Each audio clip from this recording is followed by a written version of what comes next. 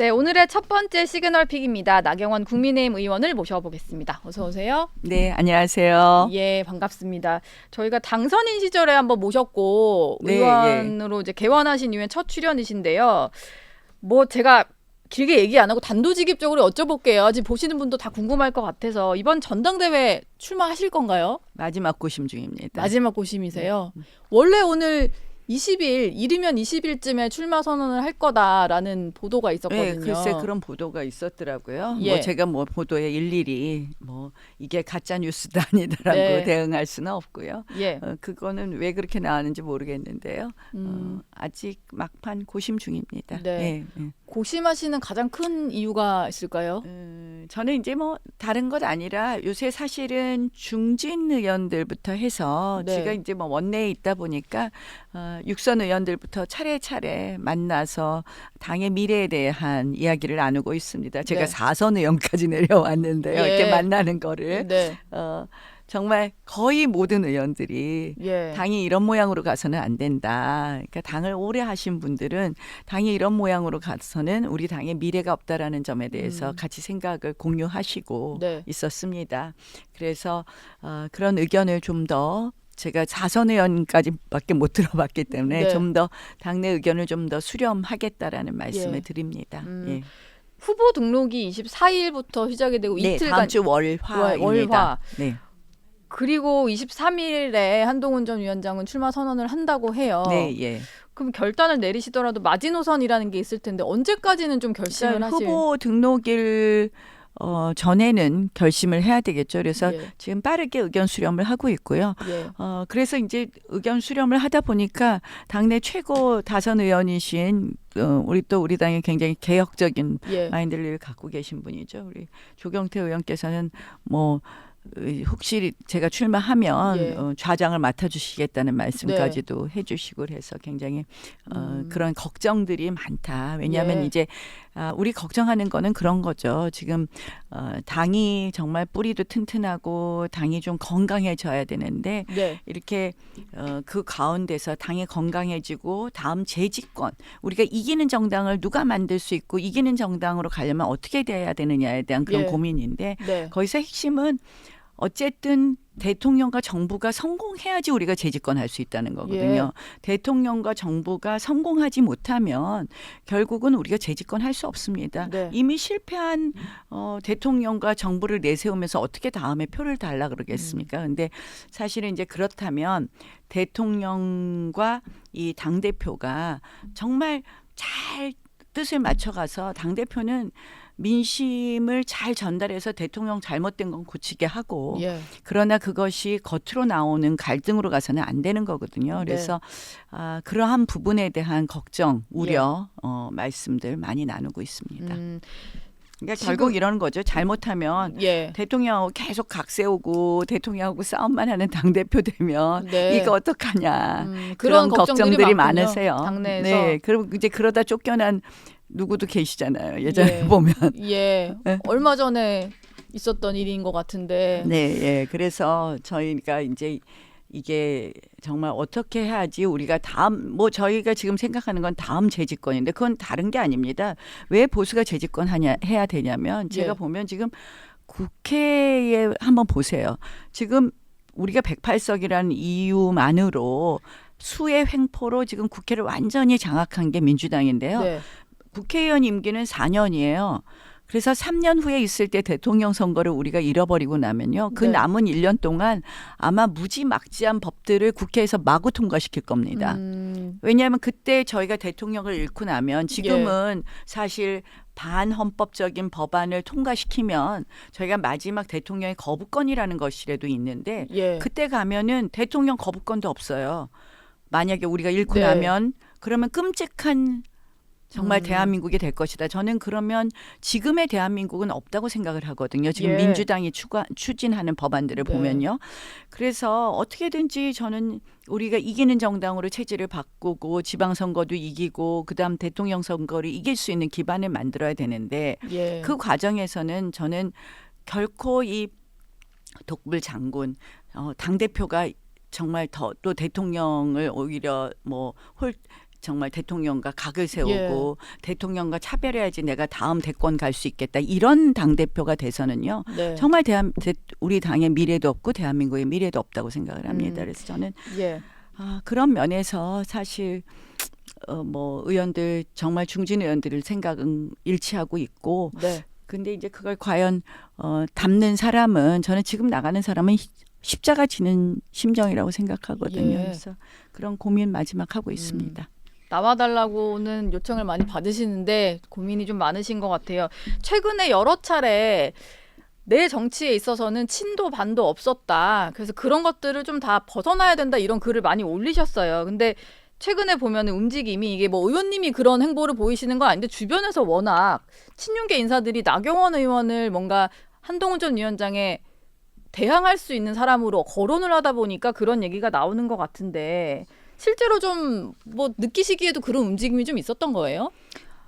뭐 저한테 뭐 조직적으로 와서 뭘 나가달라고 그런 분들은 없었고요. 예. 실질적으로 제 방에 무슨 친윤 의원들이 떼거지로 와서 예. 뭐 그런 적은 없어. 근데 사실 뭐 지금 당내에 친윤 의원들이라고 말하는 아마 대표적인 분이 이철규 의원 아닐까 이렇게 예, 생각을 그렇죠. 합니다. 네. 근데 뭐 그분이 이제 자꾸 인터뷰를 하다 보니까 그러는데요. 저는 사실은 제가 그런 데에 업혀갈 사람이라면 진즉에 제가 해도 뭘 했겠습니다만 예. 저는 사실 누구에 업혀가거나 그런 적이 없었고 또 어느 계파에 줄 서서 이득 본 적 없습니다. 예. 제 정치 인생 돌아다 보면 사실 늘 국민에게 줄 서자라는 마음으로 이 계파에 줄을 서다 보면 계파 논리에 앞서서 상식에 벗어난 정치를 하기 쉽거든요. 네. 그래서 저는 상식에 맞는 정치를 해온 사람으로서 이 부분에 대해서는 그렇게 제가 뭐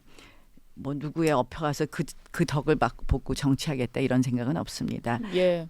다만 표를 구하는 사람으로는 친윤표도 받아야 되고요. 반윤표도 받아야 되고 비윤표도 받아야 됩니다. 네. 우리가 선거에 나가는 사람은 뭐 표에 꼬리표 있습니까? 다 받으려고 하지. 예. 뭐 그런 의미 그런 측면에서 제가 육선부터 쭉 보면서도 뭐 비윤이든 친윤이든 다 네. 만나는 거랑 똑같다고 생각합니다.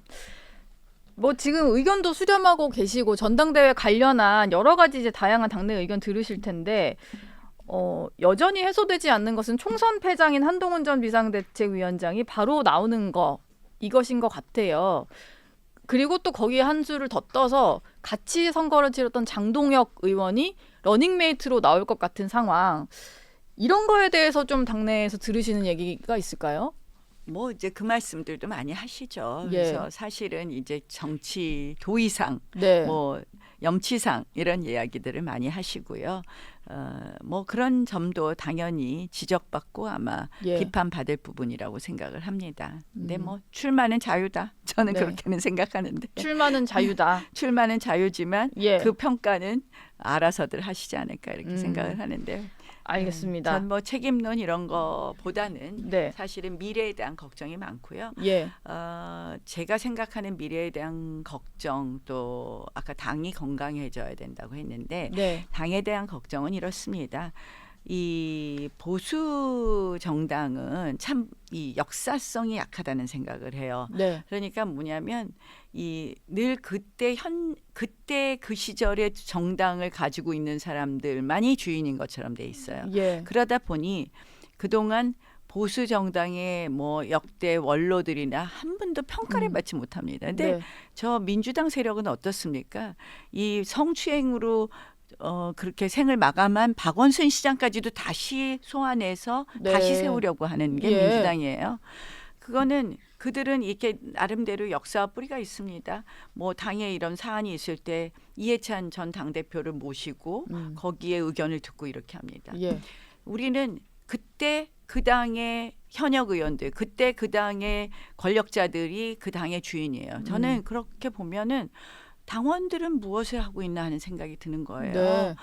그래서 이 당이 주인도 없고 역사도 없고 뿌리도 없으면 누가 와서 이 당을 이용만 하고 가는 것 아닌가 하는 생각도 듭니다. 예. 그래서 저는 당이 건강해지려면 이런 그동안 우리가 이런 얘기해요. 제가 정권 교체하려고 정말 우리 너무 추운데 더운데 열심히 당원들하고 땀 흘리고 또 추위에 떨면서 하고 나면 정권 교체가 되면요. 어디서 갑자기 모르던 분들이 와서 다 장관하고 다 총리하고 하더라고요. 예. 그러고 나서 우리가 네. 어려워졌을 때 우리가 지금 너무 어려운데 좋은 정책 좀 얘기해 주세요. 뭐 탄핵 이후에 네. 이런 건 어떻게 대응할까요? 그러면 딱 전화하면 그 장관들 뭐 총리 이런 분들이 나는 민간인으로 돌아가서 도와줄 수 없습니다. 이래요. 아, 그래요. 제가 너무 많이 당해서 네. 정말 우리 당원들이 존중받는 음. 당이 이용되고 버려지고 당원들이 이용되고 버려지는 것이 아니라 그렇게 되어야지만 보수의 뿌리가 튼튼해지고 그래야지만 건강하고 강한 당이 되는 것이다. 강한 네. 당이 되는 것이다. 그래서 저는 그런 정당을 만들어야지만 네. 우리가 정말 100년 가는 정당이 되고 그래야지만 예. 우리가 대한민국의 헌법 가치를 지킬 수 있지 않을까 그런 고민 많이 있습니다. 지금 얘기를 듣다 보니까 좀 뿌리가 없는 후보를 염두에 두고 하시는 말일까라는 생각도 좀 들었는데. 뭐 해석은 그렇게 하실 수 있고요. 뭐 예. 그거는 뭐 마음대로 하세요. 저는 예. 사실은 그런 면에서 우리 정당의 개혁과 쇄신은 다른 게 아닙니다. 예. 우리 정당이 더 강한 정당이 되어야 된다는 것이고요. 예. 그런 면에서 사실은 뭐 우리 지금 대통령도 되시고 나니까 이제 물론 선거 때 저쪽 지정에 있다 선거 때 와서 저희를 도와주시고 어떤 직에 가신 분들에 대해서는 저희도 예. 수긍하고 하는데요.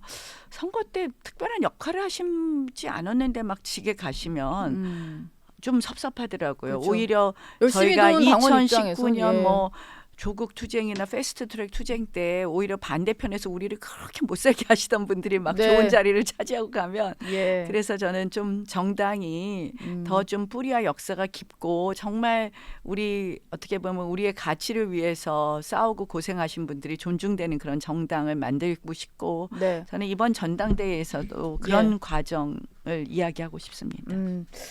알겠습니다. 좀 단도직입적으로 물어달라는 댓글 질문이 와서 여쭤보는데요.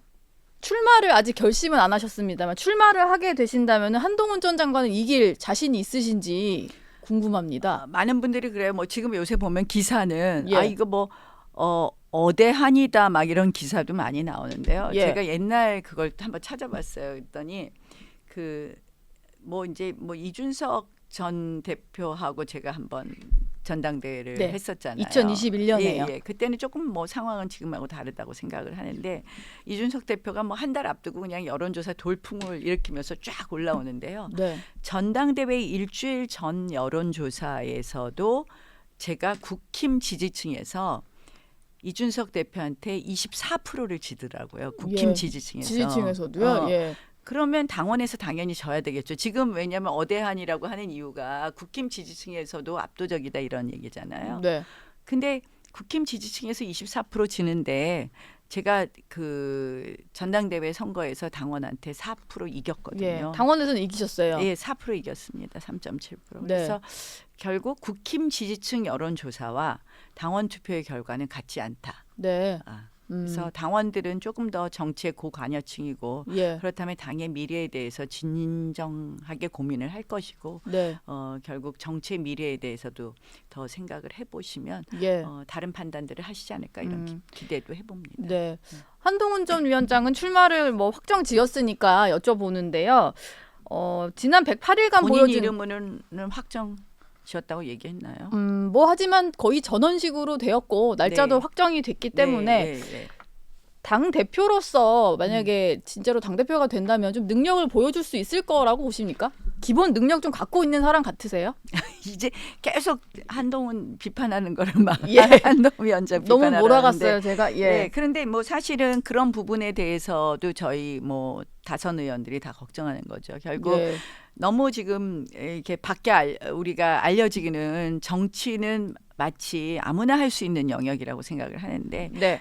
적어도 또 특히 당 대표의 자리는 프로페셔널리즘이 필요하다라는 생각을 합니다. 오랫동안 정치하면서 당이 어떻게 움직여야 되고 당의 조직들이 어떻게 움직여야 되는지에 대한 고민도 많이 했고 이 예. 부분에 대해서 플랜도 당연히 있죠. 네. 뭐 정당 정치를 제가 20년 넘게 했더라고요. 예. 근데 실질적으로 저희 총선 때 보면 뭐 여의도 연구원 전혀 움직이지 못했고 결국 정당의 조직들이 움직이지 못했고 그런 부분이 총선의 패배 원인 중에 하나로 지적되고 있습니다. 예. 실질적으로 예컨대 여론조사를 많이 했던 여연에서 좀 더 여론조사를 선제적으로 해서 당이 뭐 정책적으로 어떻게 대응해야 된다든지 이런 것도 준비를 했어야 되고 후보들에게 여론조사의 결과를 알려주고 여기선 좀 이런 쪽으로 가야 된다든지 이런 걸 지침을 주고 이런 식으로 해야 되는데요.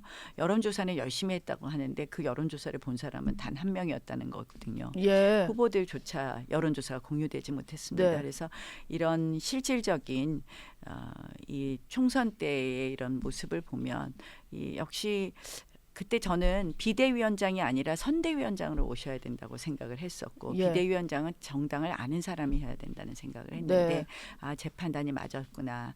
또 그때 그나마 비대위원장으로 오신다고 했을 때 그러면 이런 점이 있겠구나 하는 생각은 워낙 윤 대통령과 신뢰관계가 돈독하다고 하니 네. 우리가 설득하지 못하는 대통령께 민심을 잘 전달하는 부분을 잘 예. 전달해서 그 당시 민심이 좀 거부했던 사안들에 대해서 대통령을 설득해서 그거라도 역할을 해주시면 정말 감사하다라는 게 우리의 솔직한 심정이었습니다. 네. 당 관리나 당을 움직이는 건 잘 안 되겠지만 예. 그렇지 않겠느냐라는 것이 저희의 입장이었는데 네. 오히려 대통령과 뭐 충돌을 하니까 저희로서는 굉장히 힘들었었다는 말씀을 드립니다. 알겠습니다. 그 또 다른 당권 주자로 분류된 윤상현 의원 같은 경우는 한동훈 전 비대위원장을 향해서 출마를 한다면 대선을 나올지 안 나올지를 밝히고 지금 당권 대권 분리 규정이 여전히 국민의힘은 살아 있기 때문에 민주당과 달리 그러면 이걸 혹시 대표가 되면은 셀프로 손보지 않을지 이거에 대해서도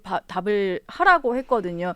의원님 보시기에도 만약에 출마를 한다고 하면 이 부분 좀 명확히 해야 된다고 보세요? 그건 당연히 그렇게 해야 되겠죠. 예. 저희가 지금 제일 우려하는 것, 우리 대한민국의 민주주의가 지금 우려되는 부분은 결국 이재명의 민주당이 실질적으로 전체주의적인 모습을 보이는 것이거든요. 이재명 일당으로. 네. 그러니까 셀프로 당원 당규도 개정하고 이렇게 되는데요.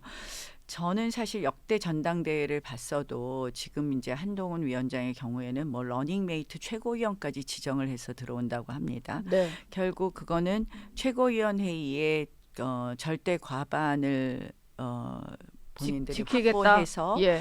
이러한 어떻게 보면 셀프 개정도 가능하겠다라는 것을 의미하는 것으로밖에 해석이 안 되는 거거든요. 예. 굉장히 위험한 지금 이런 프레임으로 당이 바뀌는 것 아닌가 하는 그런 우려도 굉장히 강하게 가지고 있습니다. 예. 그래서 이런 뭐 윤상현 의원이 한 말에 대해서도 저는 당연히 거기에 대해서는 입장을 표명해야 된다고 생각을 합니다. 그래서 예. 사실은 지금은 이렇게 이 대선 주자가 뭐 대선에 나가기 위해 한 그런 어떤 디딤돌로 당 대표를 이용하는 것은 바람직하지 않다라는 것이 네. 또 그것도 중진 의원들의 생각입니다. 예. 뭐 지금- 저도 그렇고요. 네. 지금 뭐 한동훈 전 위원장 쪽에서는 예전에 이준석 대표 사례를 생각해 보면 그때 그러니까 최고위가 최고위원들 사퇴로 와해가 된 적이 있기 때문에 그걸 막으려고 러닝메이트를 꾸린다 이런 얘기를 하는데 좀 더 나아가서 약간 이제 본인에게 유리한 셀프 개정도 가능할 거다 이런 우려들이 좀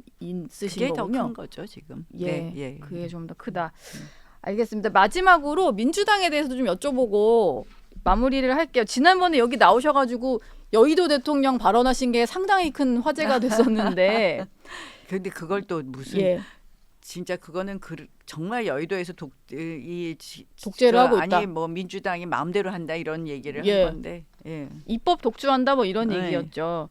지금 보니까 민주당이 뭐 독주를 넘어서서 상임위 열어가지고 출석 요구 불응하는 장차관들 뭐 어떻게 조치할지 뭐 이런 법안까지 내고 있는데 최근에 보면은 민생 법안보다는 이재명 대표 방탄에 조금 더 가까운 법안이라든지 뭐 이제 정부 여당을 옥죄는 법안 같은 걸 많이 내는 것 같아요. 좀 어떤 말을 해주고 싶으세요 민주당한테? 특검 법안도 마구 냈죠 지금. 예, 뭐 사실 한동훈 특검법도 냈죠. 예. 저는 이제 그런 면에서도 이제 우리가 이 뭐 국회를 민주당이 민생은커녕 특검 정국으로 몰아간다 결국 그런 생각을 하고요. 네. 저는 의회주의자로서 지난 그 4년 국회 쉬고 들어와 보니까요. 국회에 좋은 관행들은 다 없어져 버리고요. 네. 이제 수가 힘이다 이렇게 돼 버렸습니다. 예. 국회는 합의가 힘입니다. 왜냐? 국회라는 곳은 소수의 의사도 존중돼야 되는 거 아닙니까? 네. 그래서 저 민주당의 저 행태를 보면서 이게 다른 게 아니라 뭐 이재명 방탄 이런 거 다 떠나서요. 민주주의가 지금 무너지고 있다라는 생각이고요. 그런 부분 우리가 이런 모습으로는 지키기가 어렵지 않을까. 네. 좀 더 우리 당도 이런 부분에 대해서 더 적극적으로 알리고 더 적극적으로 국민들의 이렇게 마음을 모아서 이 의회 독재나 의회 민주주의 파탄에 대해서 경고하는 것이 더 필요하다 이런 생각을 합니다. 예. 알겠습니다. 지금까지 국민의힘 나경원 의원과 얘기 나눴습니다. 오늘 말씀 고맙습니다.